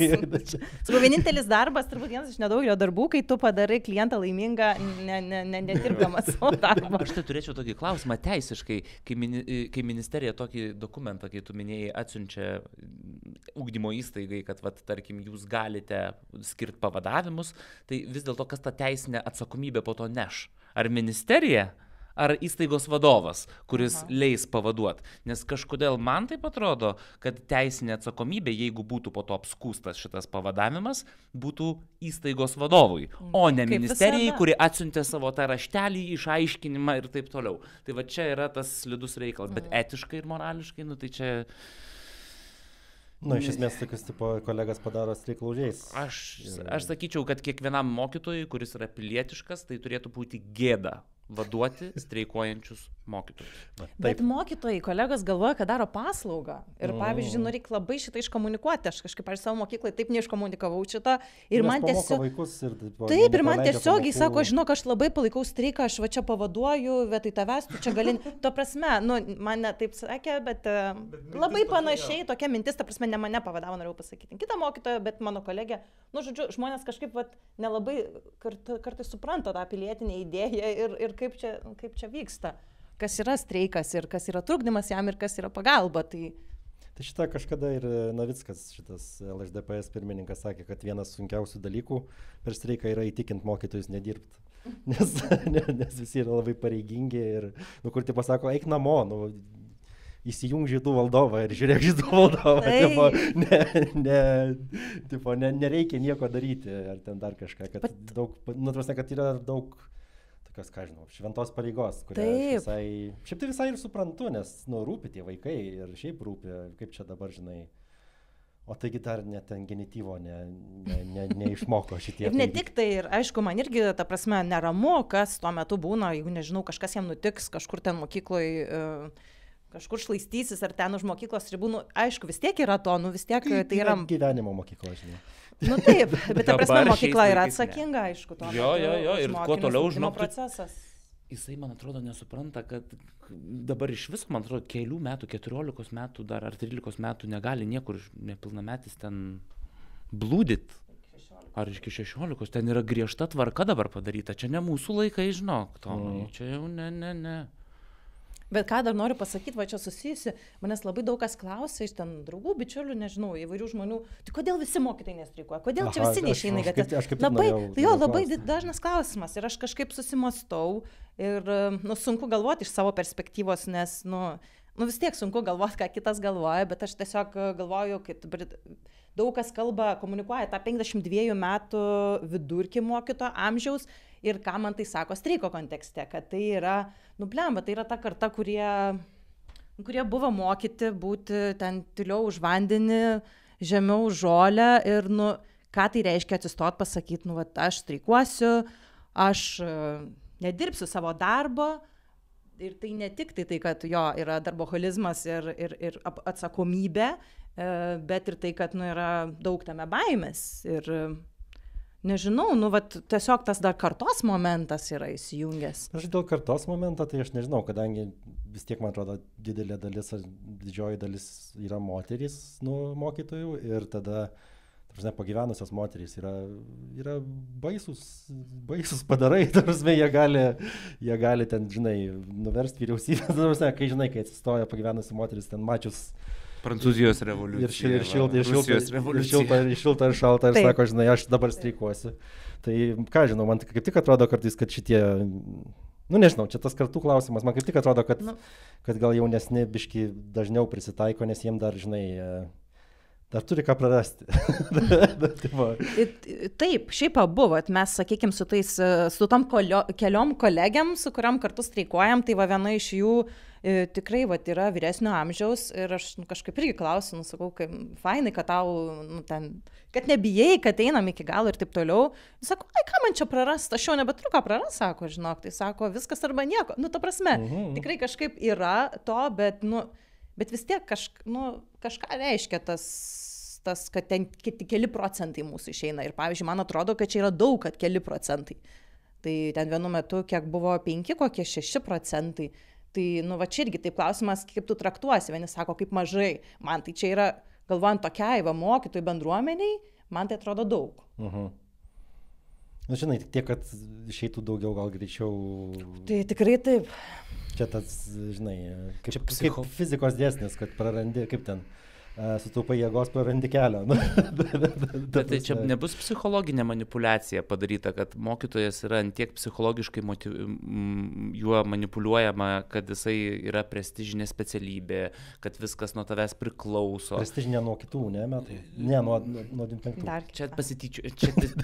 Bet pati logika, kad tau pačiam yra ypatingai perspaustai sureikšminama tavo svarba, profesinė svarba. Ir tada, ir tas atsiranda vidinis jausmas, kaip aš čia dabar taip, kaip aš čia dabar pradėsiu streikuoti. Aš žiūrėjau LRT laidą, ten kažkokį gilūs pokalbiai ir buvo kaip tik, šiaip tai buvo labai įdomu, kad čia visokai ten mokytojų pagerbimo renginiai vyko būtent per tą tipo streiką. Ir toj laidoje irgi ten, žinai, kalbėjo kažką mokytojai ir kažkoks mokytojas nusipelnė sako, yra darbas, kurį tu dirbi už atlyginimą, bet tu už tą darbą negausi gėlių. Tai kur tu dirbi papildomai, kur tu naktim nemiegi, kur tu tipo rūpinėsi, tai tu už tai gausi gėlių. Kaip karvutė galėsi pakramtyti tas gėlės. Tai žodžiu, ir šitą, žinai, ten žmonės knygas apie šitą rašo, ten šitas Greberis ir dar kažkas buvo išvedę, kad kuo darbas yra aukščiau socialiai vertinamas, tuo mažiau už jį mokama. Tipo, jeigu dirbi kažkokį niekšišką darbą, ten nežinau, esi ten reklamos guru, ar ten viešųjų ryšių specialistas, ar ten, nežinau, Maksimos advokatas, tai tau damokama už tai, kad tu, moralinės kančias kenti, nes supranti, kad nesąmonės darai, o jeigu esi, žinai, gydytojas, slaugas, mokytojas, ten gaisrininkas, tai tada tau nereikia mokėti, nes tu esi godus žmogus, jeigu tu dar nori kažko daugiau išskyrus savo išsipildymą. Bet tai, ką tu sakai, puikiai veikia. Iš karto pavyzdys. 2018 metais Kaune, vykstant mokytojų streikui Lietuvoje 18 metų, kur buvo čia, Kaune vyko renginys, koncertas mokytojams Žalgirio arenoje. Ir aš dabar neprisiminsiu, kas ten išstojo ant scenos pakalbėti, bet mokytojai nušvilpė. Ir jeigu neklystu, tuometinis ministras, ar tuometinė ministrė, man atrodo, buvo nušvilpta mokytojų. Šiais metais, vykstant mokytojų streikui, vėl yra koncertas Kauno mieste, mokytojams skirtas. Ir, aišku, ministro nieks nesiuntė, nes jau bijojo matyti. Bet ką atsiuntė? Atsiuntė aukštą kunigą, bažnyčios atstovą, aš dabar neatsimenu pavardės. Ir prezidentas net atvyko į Kauno Žalgirio areną. Ir, tiesiog, ir aišku, vėl tas toksai psichologinis spaudimas, sureikšminant tavo vertę, visuomeninę vertę tavo darbo ir po to tokiu būdu tarsi ir glostant ir gesinant tą visą norą reikalautis geresnių darbo sąlygų, jis žiauriai pasimatė. Ir aš neįsivaizduoju, kažkokia mankurto sąmonė vergiška tokia ugdoma, kad tu gal net ne mankurto, gal čia sadomazochizmas kažkoks, aš nežinau, nes tarp mokytojų tarpe aš pastebiu ir šitą reiškinį, beje, labai pastebiu. Yra tikrai tas, kai mes sakom, idėjiniai mokytojai, tai čia veikia šitas, kad tu aukojasi ir tada tu tarsi savo psichologiškai gauni tokį, kad koks aš fainas, koks aš šaunus, aš savo laisvą laiką skiriu, už tokį apgailėtiną atlyginimą aš ir tą padarau ir dar pasistengiu papildomai ir kažką išeinu už tų ribų net ugdymo programos, kad duot daugiau kažko mokiniam.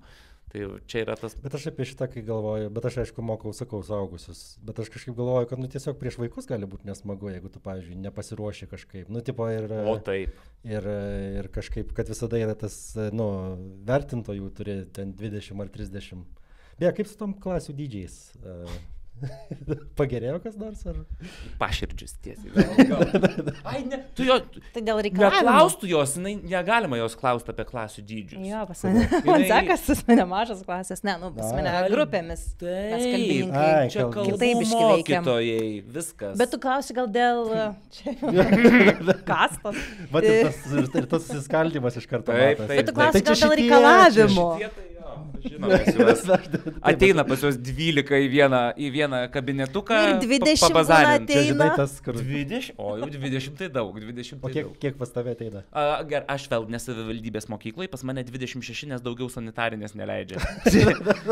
Jeigu leistų, gal ir būtų, bet 26 klasėje, o šiaip tai yra 30, tai yra tragedija. Ir mes dar kalbam apie individualizuotą ugdymą. Tai jeigu yra 20... Įtraukųjį. Atsiprašau, įtraukųjį tą ugdymą, kur tu gali, kiekvienam individualiai gali dar skirti dėmesio, tai 45 minutės. Po pusantros minutės.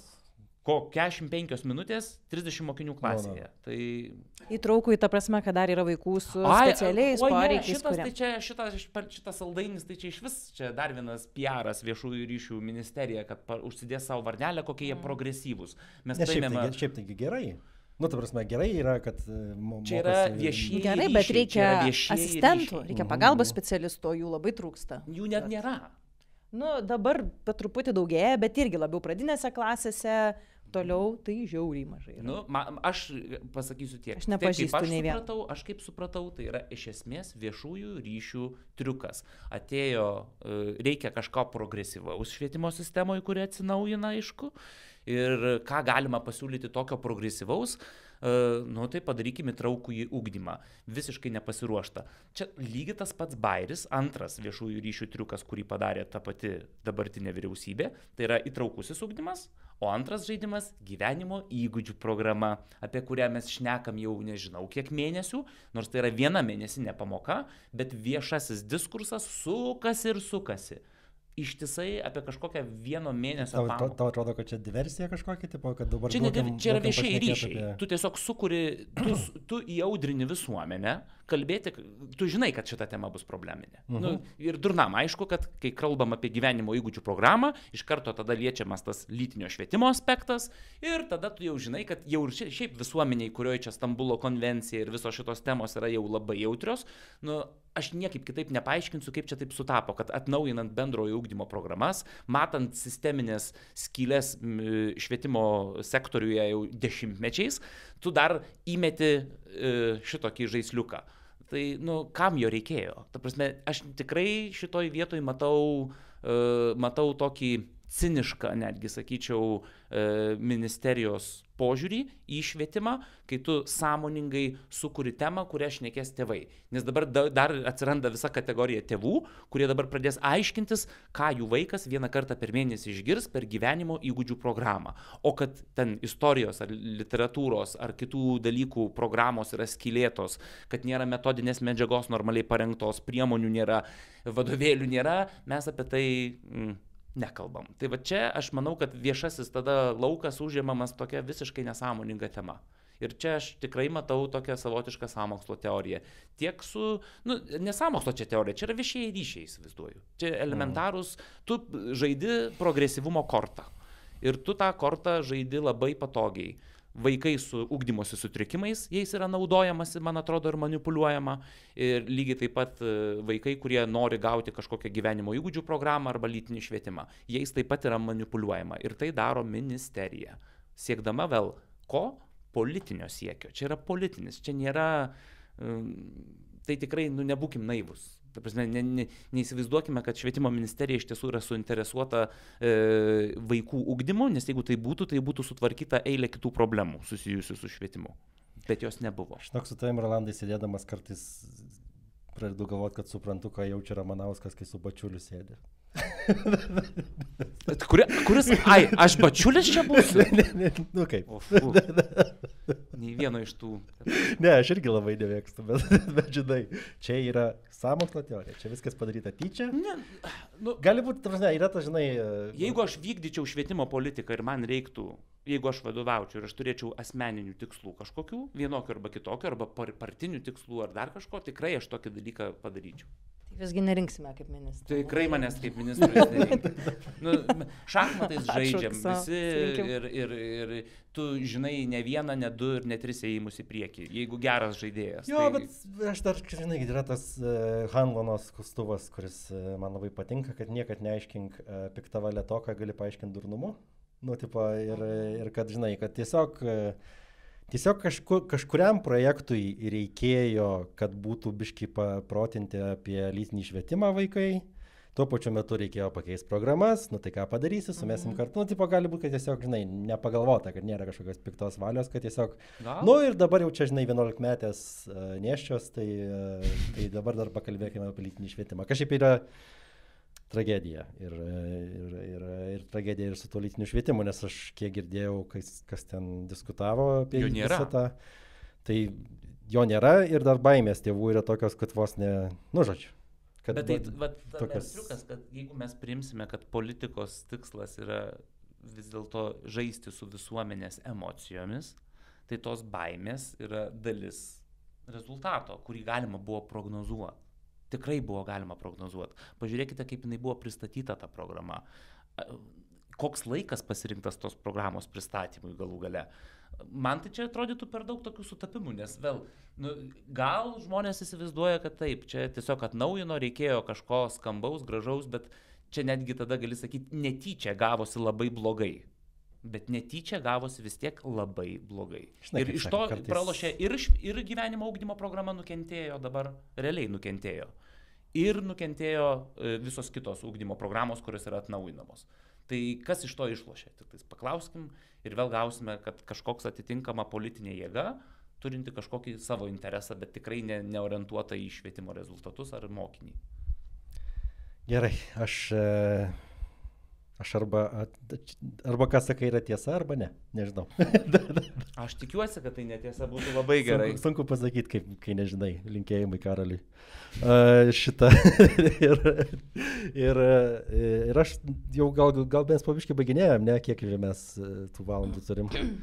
Tai žinot, koks yra paskutinis klausimas visada intervuose? Nežinot? Ne, neatsimenu. Ateities planai. Šitas, aš kitaip pasuksiu. Pirmas tai yra, kaip jums atrodo, kas čia dabar bus su ta švietimo sistema per ateinančius kelis metus. Ir kitas klausimas yra, kaip norėtumėt, kad būtų.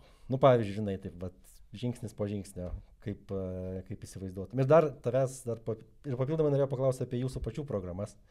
Nes aš kaip suprantu, tas kalbas, kurios nėra anglų, renkasi vis mažiau vaikų, ne? Ar... Kaip anglų tai privaloma yra, jo, o antrasias užsienio kalbas tai renkasi pagal norą, tiesiog viena iš 3 daugiausia Lietuvoje yra vokiečių, rusų ir prancūzų. Tik tiek, kad dabar rusų kalbos pasirinkimas šiemet ženkliai sumažėjo, keista, nes pernai nebuvo taip sumažėjęs, bet va šiemet keičiasi, tai net nežinau dėl tų programų. O ir tada apie istoriją irgi... Kas ten gero šitose programuose ir ar jinai, kaip manai, paruošia normaliai tas kompetencijas ir tuos raštingumus? Raštingumų neruošiam mes iš vis, mes ruošiam tipo kompetencijas, realiai mes jų neruošiam ir neruošiam. Viskas yra ant popieriaus, gražus, kalbiniai. Svarbu užrašyta, gražios frazės, tarptautiniai žodžiai, labai gražiai atrodo. Mano nuomonė, kad kas liečia tas programas, tai bus tiesiog... Mokytojai toliau dėstys kaip dėsto, nieko jie nekeis, yra ieškoma, dabar vyresnio amžiaus mokytojai ieško įvairiausių būdų, kaip toliau daryti tą patį, tik tais formaliai parodant, kad tu darai kažkokį pokytį, tai čia aš nematau. Bet aš šitą tai visiškai suprantu, nes mano mama jinai 40, gal 5 metus atmokė fiziką. Nu ir sakė, pirmą tai niekas ten, žinai, jokių naujų dėsnių neatrado, žinai, ten Stevenas Hawkingas ten kažką, bet šito vaikam gal nepasakosi, žinai, ten apie erdvėlaikį ir ten kažką. Bet, tipo, kad ir sako, ir tada, žinai, likus 5 metam iki mano pensijos ateina naujas direktorius, ateina ten visokie projektai ir čia dabar daryk integruotas pamokas ir ten dar kažką, čia jau rodyk ten PowerPointų, ten viską daryk, čia atnaujink, tipo, ir, žinai, ir toks, kur... Duokit jūs jiems viešpaties ramybę. Ta prasme, mokytojai, kurie ten, žinai, 30 metų mokė tą patį, jie puikiai žino, kaip mokyti, matė tų visokių vaikų ir jie viską ten normaliai išmokys. Ta prasme, tik tai palikit juos ramybei. Tai aš visai suprantu, kodėl vyresni mokytojai ieško būdų, kaip išlikti tais pačiais šitoj besikeičiančioj sistemai. Tai va, tai gerai, tai kaip manat, kas bus per ateinančius kelis metus? Ar bus mokytojas prestižinė profesija 2025 metais? Ne, kažkaip šitas jau kaip anekdotas. Ne, čia yra patyčios. Mes mokykloje žinom, kas yra patyčios, tai jisai čia dabar užsiema patyčiomis. Ne, tik jisai. Kaip manat, kas bus greičiau? Ar mokytojas taps prestižinė profesija, ar lengvuosius narkotikus dekriminalizuos, ar partnerystė bus įteisinta? O čia jau geresnis klausimas. Kaip, išdėliokite laiko juostą šitos 3 įvykius. Tas trečias iš vis neaišku, ar kad nors nutiks, tai akivaizdžiai. Ne, mokytojo prestižas. Tai atitinkamai. Nežinau, ar savo gyvenimą pamatysiu. Tuos 2 kitus tikrai, manau, pamatysiu. Kas būtų prestižinė profesija? Man įdomu, kas tame žodyje, ką jis reiškia, kaip jūs įsivaizduojat save kaip prestižinės profesijos. Man tai čia reiškia tiesiog, dar kartą kartoju, kažkokį viešųjų ryšių triuką, po kuriuo slepiasi psichologinis spaudimas. Ne, bet iš tikrųjų. Nes realiai to nėra. Kas iš tikrųjų? Bet iš tikrųjų, kada tu jaustumės prestižinis, kada tu jaustumės, aš dirbu prestižinį darbą. Jeigu... Turbūt čia tas geras pavyzdys, kur internete visur plinta, kaip Japonijoje žiūrima į mokytoją. Yra tas pavyzdys, kad ten Japonijoje mokytojas ten parduotuvėje gaus ir prekę pigiau nusipirkti. Ten yra, atskasta, sukurta realiai socialinė ekonominė kasta. Bet čia gal nėra taip jau labai gerai. Tai bet tai... Tas žodis prestižas man iš vis, jisai ir man asocijuojasi su kažkokiu tais socialiniu statusu arba klase arba kasta. Tai dėl to aš nemanau, kad jisai mokytojas iš vis kada nors bus prestižas, o jeigu tai bus, tai gerai, toks vidinis gal. Ko norėtum vietoj prestižo? ko norėčiau, kad Lietuvos švietimo sistema netaptų kaip Jungtinių Amerikos valstijų švietimo sistema, nes realiai einama link to, tai yra privatizavimo link ir greunam valstybinį sektorių ir sudarom vienodas sąlygas gauti valstybės lėšas tiek privačiom mokyklom, tiek valstybiniam. Tai va šito aš nenorėčiau. Norėčiau kažko arčiau link Skandinavijos šalių. Tai va tai jau vidinis toks noras. Žodžiu, Suomijos, o ne Amerikos.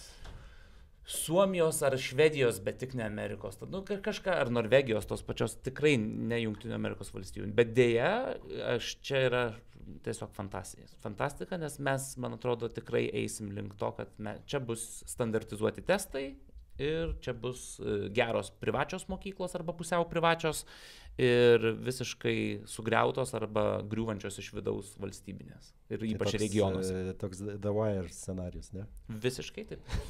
Čia realistinis požiūris. Čia net ne pesimistinis.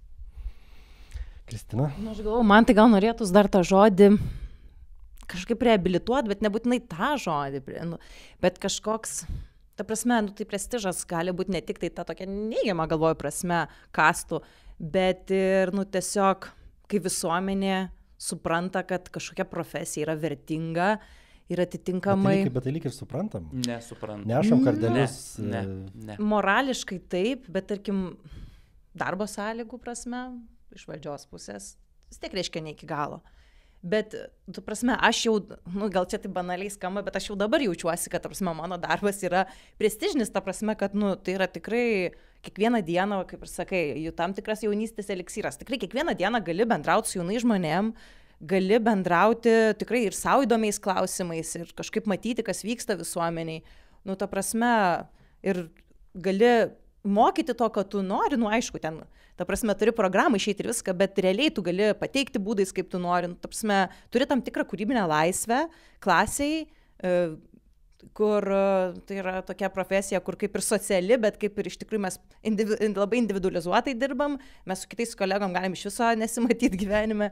Tai tu vienas savo turi kūrybinę laisvę su įdomiais žmonėmis, kurie ten už kokių 10 metų stebėsi jų kokias nors ten įdomius gyvenimo posūkius ir kurie dar, jeigu pasiseks, palaikys su tavim ryšį. Tai, ta prasme, man tai skamba kaip gera profesija. Tai tiesiog norisi, kad valdžia kažkaip tą irgi patvirtintų ir labiausiai kažkaip baisu, kad netaptų mokytojai tokia nykstančia profesija, raudonoje knygoje įrašyta, nes tiesiog... Pabiški tampa. Tai va būtent ir klausimas ten už kokių 10 metų, jeigu tas amžiaus vidurkis kažkaip nesikoreguos, čia aš nieko neturiu prieš, ten vyresnius mokytojus super pažįstu, daug skirtingų amžiaus mokytojų, nuostabių, tikrai čia aš tik kalbu apie tai, kad žmonėms reikės, aš tikiuosi, kad jie galės pagaliau kažkada išeiti pensiją, nes dabar, kaip matom, iš pensijos dažnai atšaukia dar padirbėti, nes tiesiog trūksta. Tai vat norėtųsi, kad kažkaip, kad žmonės iš tikrųjų rinktųsi šitą profesiją, jinai yra įdomi, jinai yra vertinga, tai va. Jo, tik noris, kad ta prasme ir valdžia patikėtų, kad tai yra prestižinė profesija. Nebūtinai prestižinė. Gerai, kokia tu optimistėse, žinok, aš klausau ir aš taip siurbiu ir galvoju, kaip man dabar dar to patikėti.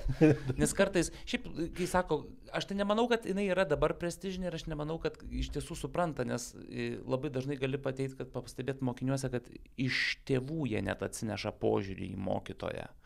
Ir jeigu šeimoje požiūris į mokytoją kaip, čia tas nevykėlis, kuris nesugebėjo susirasti geresnio darbo ir ėjo dirbti į mokyklą, tai tokį patį požiūrį tada turi ir vaikai, jie ateina su tokiu požiūriu į mokyklą, tada tie vaikai baigia su tokiu požiūriu ir mąstymu mokyklą, įstoja į universitetą, tampa kažkuo, augina savo vaikus, galų gale renka valdžią arba patys būna toje valdžioje.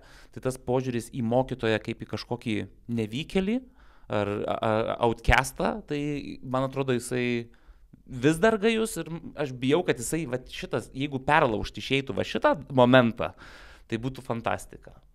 Bet tai būsi šitoje visuomenėje nevykėlis, būsi tada, kai gausi daug pinigų. Tai bus konkurencingas. Kapitalistiniai visuomeniai taip. Čia viskas paprasta, duodi ten, žinai, 5 štukas per mėnesį. Ir vėl dabar sakys, kad babkės. Ne, aišku, kad babkės, tai kas dar. Konkurencingas tas atlyginimas, ta prasme, kad iš tikrųjų, kad čia taip gal neoliberalistiškai skamba, bet kad nueitų žmonės dirbti šitą darbą tie, kurie Taip, turi ir kitų pasirinkimų, Taip. o ne tik čia Nes kažkoks aš paskutinis. pavyzdžiui, dabar mokau, ten per projekčiukus mokau, ten, žinai, ukrainiečius ir užsieniečius tos lietuvių kalbos.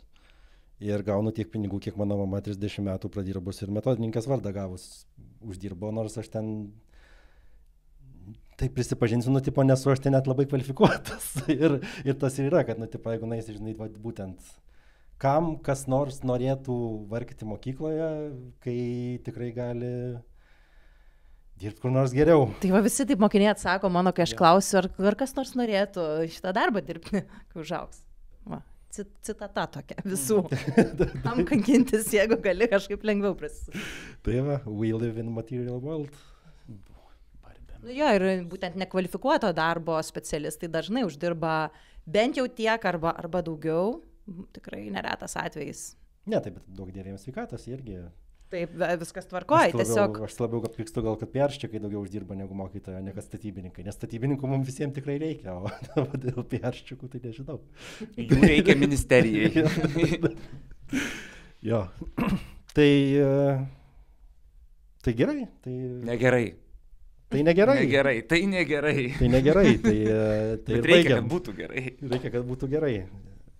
Stiprybės. Ar šventėt mokytojo dieną? Streikuodami. Mes su mama kažkaip, aš jos nepasveikinu, jinai manęs nepasveikino, nes aš ne visai tikras mokytojas, o jinai jau pensijai. Tai va. O tu? Mokytojų diena yra šventė mokiniam, nes jiem pamokos nevyksta arba jų vyksta mažiau. Viskas. Daugiau niekam šitą šventę, aš nežinau, kam iš tiesų yra. Tai yra, vėl. Kuo daugiau mokytojų diena bus akcentuojama kaip šventė, tuo aš toliau tai matysiu kaip didesnį pasityčiojimą arba viešųjų ryšių triuką. Čia mano tokia pozicija ir ne kitokia. Man labai patinka tavo pozicija, Rolandai. Teisingai. Baikit su tais prestižais ir duokit pinigų. Šitą mintim gal ir baigsim.